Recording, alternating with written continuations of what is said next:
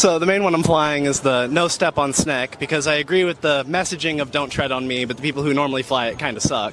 Okay. And then this is the One Piece flag. What is it called? It's the Jolly Roger of the Straw Hats from One Piece. And kind of spoilers, but the main character is like the warrior of liberation. And then What does it mean to you? to me, it means resistance. It means fighting back against an oppressive government. And then here we have We Are the Resistance. Big Star Wars fan, but a lot of people seem to have missed the plot.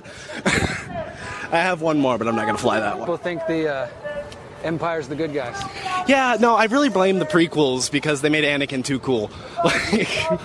So what are your main concerns like today? What brings you here? Like any lot. specific policies? Or So mostly the crackdown on the free speech is what I really do not like from this. Like, Trump is becoming everything that the right tried to pretend Democrats were with cancel culture. I wasn't a fan of cancel culture too much, but, you know, it was never the government. It was never the president calling up news agencies and saying, hey, take them off the air. Like, that is actual First Amendment violations versus someone getting fired for saying something racist or whatever. you mentioned people who usually fly the Don't Tread on Me flag. Yeah. Which would probably be like, you know, more conservative, right-leaning people. Yeah, it tends to be right-leaning conservatives. What do you think that fly they it. get wrong, or that they're like, where's their hypocrisy right now? So they believe in liberty, but just for themselves. Like, they don't.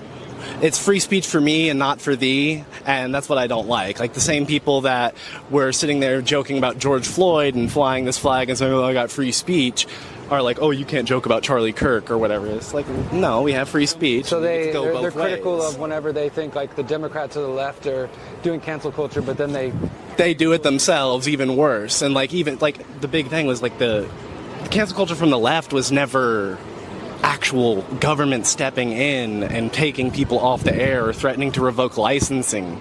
Like, that is insane. It's just incredible. Not to mention the fact that, like, at this rate, I don't even know what the percentages are, but it's like majority, like every position he can is being stuffed with a MAGA, like, drone, basically, which is just, that's also terrifying because, like, with the gerrymandering of Texas was something I did not like. do you think voting will fix any of the problems we're facing? I hope so. Yeah. I mean, like, so do you think voting for the other side is part of the solution? I'm not a fan of the two-party system in general. It's kind of like two wings of the same bird, you know? Like, I agree. that's why I kind of fly the yellow. Like, for example, I've never voted blue, never voted red. I've voted yellow. I only voted once, but I like to joke. I voted for Joe, but not Biden. I voted for Joe Jorgensen. And she supported a lot. I didn't agree with everything. Sure, but she was a different option. It was a different option, and the majority of what she said I thought was really good stuff. Like, she wanted to reduce crackdowns on marijuana, reduce a lot of restrictions that are on individual freedom. She had some stuff with, like, the libertarian corporate taxes as well, but in general, she was going to, across the board, increase individual liberty, I think. So then let me reframe the question. Do you think voting for one of the two parties is the answer? I think it might help, but I don't know. Because you seem like to be aware that the left is capable of censorship and cancel culture, just like the right. See, and that's the thing, is I wasn't a fan of Democrats at all back in, like, 2016. I was like, oh, they shouldn't be telling me what to say or what to do, and now I'm here protesting Trump. I didn't go to protests over Democrats, you know? Like, it's just... What did you think, one last question, I'll let you go. What did you think about, so I came here in June too, and I interviewed people just to get the perspectives and share it through my channel. And some people who follow me would be the kind of people who would be here. Others would be the kind of people who would be Trump supporters for whatever reason.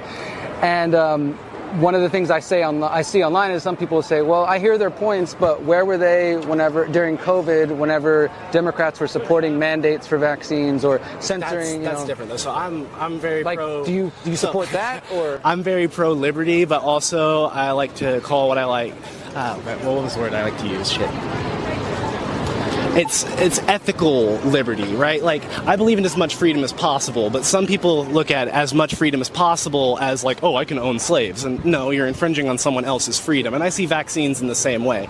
You have freedom to do many things, but whenever your freedom can kill people, like for example, I'm pro-guns, but I am okay with gun control and restricting access and stuff like that. Like, I think there should be more gun control on, you know, there's a lot of people that have a million red flags, you know, like, mental illnesses, arrests for violence, stuff like that. But if they don't get to a felony level, then, you know. What about in Worst cases, like, so for example, in Australia, Germany, parts of the UK, Canada, they had quarantine centers where people were literally forcibly held for a PCR test. Yeah. And as a journalist, I made a mini documentary on the PCR test during COVID. It is prone for false positives. Yeah. Like, what do you think about that idea that the government could lock people up based on a test that could produce false positive and on a pandemic that had a 98% survival Not rate? super happy with the lockdowns and stuff like that, but also my solution at the time for COVID was they're saying it was like a 2 or 3 week period of gestation and sickness and all that before it's gone. And I was like, okay, if we could just shut down the country for like 2 weeks straight and no one goes outside, period, we can get rid of this. So 2 weeks to flatten the curve. Yeah, at least just flatten That the curve. turned into, like in China, a zero COVID policy where people were literally welded in their homes for years at a time. I don't know if you're familiar with some Yeah, of the no, I'm policies. familiar. So, like, in the worst cases, we definitely saw some medical authoritarianism. Even if, like, I hear you arguing about, like, well, if you're a risk to other people, Well, yeah. So I see it in the same way. Like, I don't think you should just be walking around castrating people, but like you can castrate pedophiles. Like it's. I guess the concern by, like, because I'm basically trying to steel man their argument, right? Yeah, no, Which is that it's one thing to be against, which I am personally, against all the things Trump's doing. But so some of them will say, well, where were they during COVID? They weren't standing up whenever people were being fired because they didn't want to take a test or because our travel restrictions were, or like I have friends in Australia where they literally had what they called the iron ring around the city, where nobody could leave without checkpoints, like, pretty authoritarian things. No, but also the COVID mask mandates and everything really weren't that bad. Yeah, Like, not necessarily mask mandates. I didn't mandates get more. vaccinated until they paid me to do it. So see, and that's kind of thing.